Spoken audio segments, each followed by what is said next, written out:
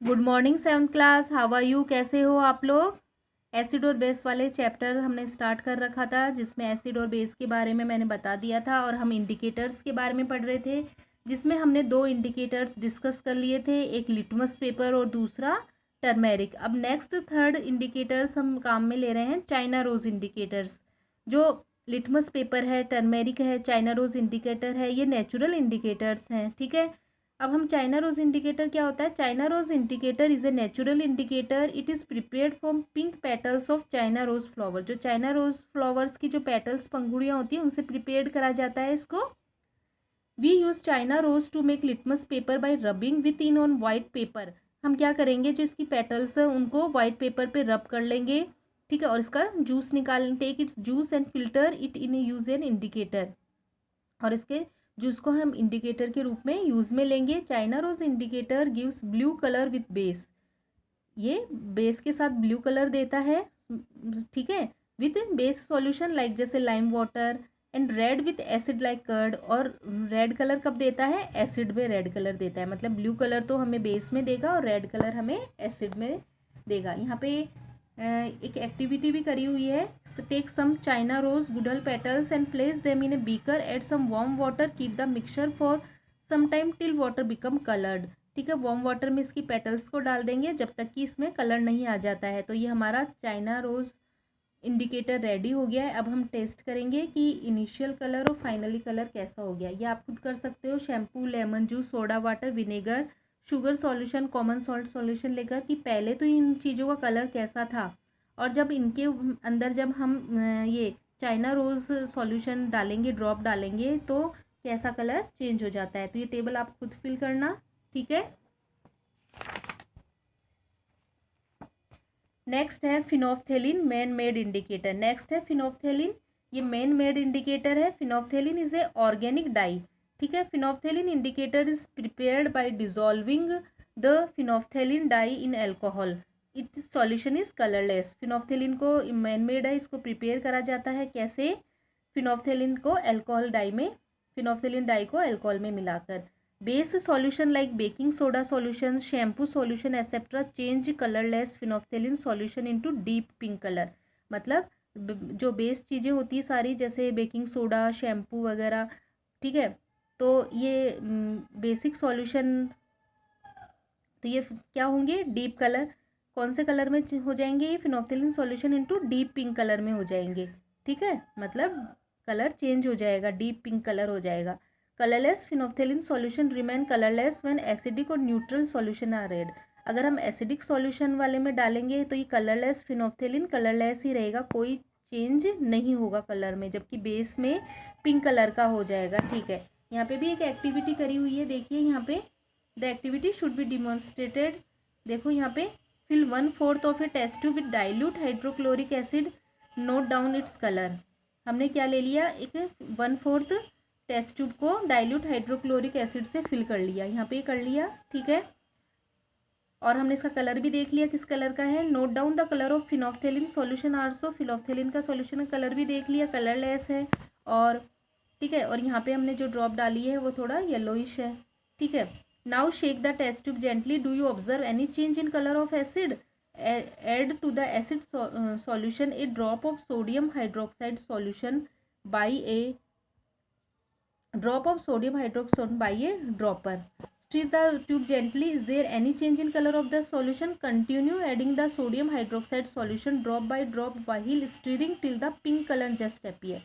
ठीक है, देखो हमने एसिड के अंदर जब हम फिनोफ्थेलिन ऐड कर रहे थे कोई कलर चेंज नहीं हो रहा था। अब हम क्या है, सोडियम हाइड्रोक्साइड इसके अंदर डालेंगे। ठीक है, तो क्या होगा? पिंक कलर अपीयर हो जाएगा। Now add 1 drop of dilute hydrochloric acid, what do you observe? The solution again become colourless.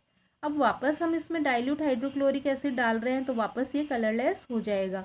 Again drop 1 drop of sodium hydroxide solution, तो वापस पिंक कलर हो जाएगा। मतलब वापस अगर हम सोडियम हाइड्रोक्साइड डालेंगे वापस पिंक कलर आ जाएगा। This is evident that when solution is basic. इसका मतलब ये है कि सॉल्यूशन अगर बेसिक रहेगा तो पिंक कलर का होगा, और सॉल्यूशन अगर एसिडिक रहेगा तो कलरलेस हो जाएगा। ठीक है, अब हम नेक्स्ट पढ़ते हैं न्यूट्रलाइजेशन रिएक्शन क्या होती है। ठीक है, an acid react vigorously with a base to form salt and water, this reaction is called neutralization reaction. जब कोई एसिड बेस से रिएक्ट करता है, मतलब एसिड को और बेस को साथ साथ मिला दो तो क्या होगा, सॉल्ट और वाटर बनेगा। इस रिएक्शन को न्यूट्रलाइजेशन रिएक्शन बोलते हैं। Because both salt and water form after the reaction are neutral. Neutralisation reaction क्यों बोलते हैं, क्योंकि जो इसमें सॉल्ट और वाटर बनता है वो दोनों ही न्यूट्रल होते हैं, वो न एसिड नेचर के होते हैं न बेसिक नेचर के होते हैं। ठीक है। When lime water react with dilute hydrochloric acid it forms calcium chloride as salt and water. जब लाइम वाटर को अपन रिएक्ट कराते हैं किससे, डाइल्यूट हाइड्रोक्लोरिक एसिड से, तो कैल्शियम क्लोराइड बनता है सॉल्ट के रूप में और वाटर, मतलब ये acid plus base salt plus water. तो यहाँ पे अपन फॉर्मूला लिख सकते हैं लाइम वाटर। लाइम वाटर को क्या बोलते हैं अपन, calcium hydroxide plus hydrochloric acid. Hydrochloric acid ये क्या बन जाएगा, CaCl2 प्लस वाटर। ठीक है। Neutralization in everyday life. Neutralization हमारे एवरीडे लाइफ में क्यों जरूरी है, जैसे इंडाइजेशन। इंडाइजेशन में अगर आंट की स्टिंग ने या बी की स्टिंग हमें बाइट कर गई उसमें, ठीक है, सॉइल ट्रीटमेंट में, फैक्ट्री वेस्ट में, इसमें सब में हमें न्यूट्रलाइजेशन की ज़रूरत पड़ती है। इंडाइजेशन में कैसे, indigestion is just another name for upset stomach.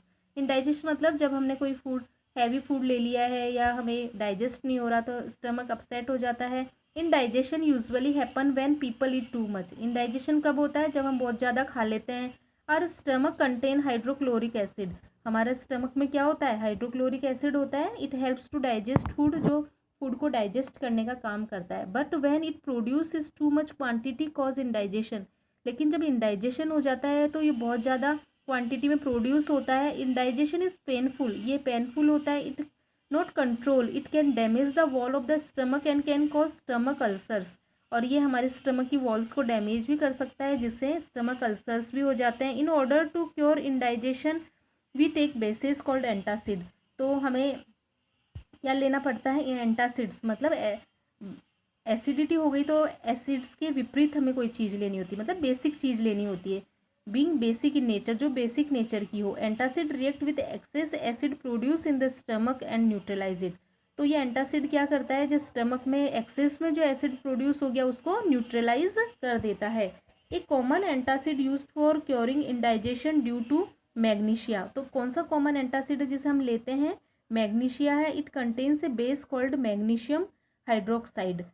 Excessive acid produce by the stomach. और इसमें इस बेस मैग्नीशियम में क्या होता है, इसमें मैग्नीशियम हाइड्रोक्साइड होता है, जो क्या करता है, एक्सेस जो बहुत ज़्यादा एसिड प्रोड्यूस हो गई उसको न्यूट्रल कर देता है। ठीक है, जिससे हमारी स्टमक की एसिडिटी ख़त्म हो जाती है।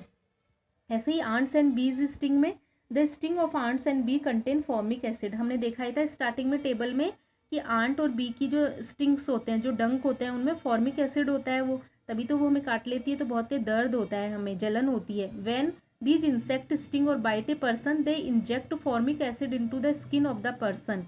तो ये जो फॉर्मिक एसिड होता है वो स्किन के अंदर चला जाता है, जिससे पेन, दर्द होता है, बर्निंग होती है, स्वेलिंग आ जाती है। The effect of the sting can be neutralise by rubbing a mild base like baking soda. तो इसको कैसे दूर करेंगे हम, अब कोई भी जैसे एसिड है इसके अंदर तो फॉर्मिक एसिड, अब बेस वाली कोई चीज़ लाएंगे अपन, जैसे बेकिंग सोडा, ठीक है, ये रब करेंगे स्किन पे। सोडियम हाइड्रोजन कार्बोनेट जिसे बोलते हैं बेकिंग सोडा को, और कैलेमाइन सॉल्यूशन जिसे जिंक कार्बोनेट बोलते हैं, इसको स्टिंग वाले एरिया में स्किन पे रब करते हैं, रगड़ते हैं। ठीक है, तो वहाँ पे क्या हो जाएगा, न्यूट्रल हो जाएगी वहाँ से जगह, और जो दर्द हो रहा है, वो स्वेलिंग आ रही है, बर्निंग हो रही है, वो ख़त्म हो जाएगा। नेक्स्ट है soil treatment. Most plants need neutral soil for proper growth. ज़्यादातर प्लांट्स को न्यूट्रल सॉइल की ज़रूरत होती है प्रॉपर ग्रोथ के लिए। ठीक है, but excessive use of fertilisers make it acidic. लेकिन बहुत ज़्यादा फर्टिलाइजर्स का हम यूज़ करते हैं तो ये एसिडिक हो जाती है soil. To neutralise acidic soil we treated it with base. लेकिन जब एसिडिक सॉइल हो गई तो उसको ट्रीटेड किससे करेंगे, बेस से, जैसे like slaked lime, calcium hydroxide. When the soil is too basic, जब बेसिक हो जाती है तो हम डिकेइंग ऑर्गेनिक मैटर जिसे मैन्यूर बोलते हैं वो ऐड करते हैं।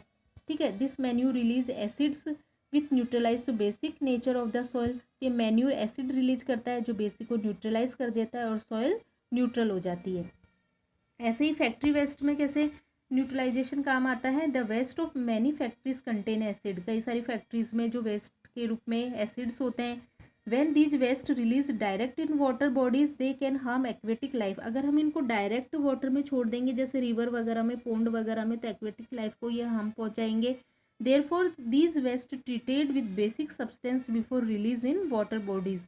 तो इनको वाटर में छोड़ने से पहले इनको बेस से ट्रीटमेंट करा जाता है जिससे ये न्यूट्रल हो जाए और एक्वेटिक लाइफ को कोई हार्म नहीं पहुंचाए। ठीक है।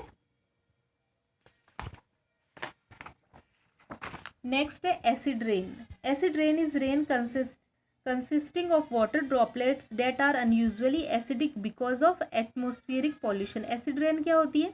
वाटर की वह ड्रॉपलेट्स जिनमें एसिड्स भी आता है, साथ में वाटर के साथ एसिड भी आएगा। क्यों आएगा? एटमॉस्फेरिक पॉल्यूशन के कारण, क्योंकि व्हीकल्स के कारण जो नाइट्रेट होते हैं, कार्बोनेट होते हैं, वो वाटर से रिएक्ट करके एसिड्स बना लेते हैं। ठीक है, और वो वर्षा के रूप में नीचे आ जाते हैं, तो एसिडिक रेन होती है। तो एसिड रेन के क्या क्या हार्मफुल इफेक्ट है? यहाँ पे 4 हार्मफुल इफेक्ट बताए गए हैं। जैसे acid rain makes water bodies like ponds, lakes and rivers acidic. ये एसिड रेन वाटर बॉडीज़ को जैसे पोन्ड्स, लेक्स, रिवर्स को एसिडिक बना देती है। फिश और अगर एक्वेटिक एनिमल्स किल्ड हो जाते हैं इससे। Acid rain make the soil acidic. Acid rain से सॉइल भी एसिडिक हो जाती है जिससे अनफिट हो जाती है कल्टीवेशन के लिए, खेती के लिए। Acid rain also damage crop plants को डैमेज कर देती है फील्ड में, खेतों में। एसिड रेन कोरोड्स बिल्डिंग्स को डैमेज कर देती है, स्टेचू वगैरह को। तो स्मारक है, हिस्टोरिकल प्लेसेस हैं जो मार्बल्स, मेटल्स और सीमेंट्स के बने होते हैं। तो ये एसिड रेन के हार्मफुल इफ़ेक्ट्स हैं। ये आपका चैप्टर कंप्लीट हुआ। नेक्स्ट वीडियो में हम इसके क्वेश्चन आंसर्स कराएंगे। Okay, bye bye.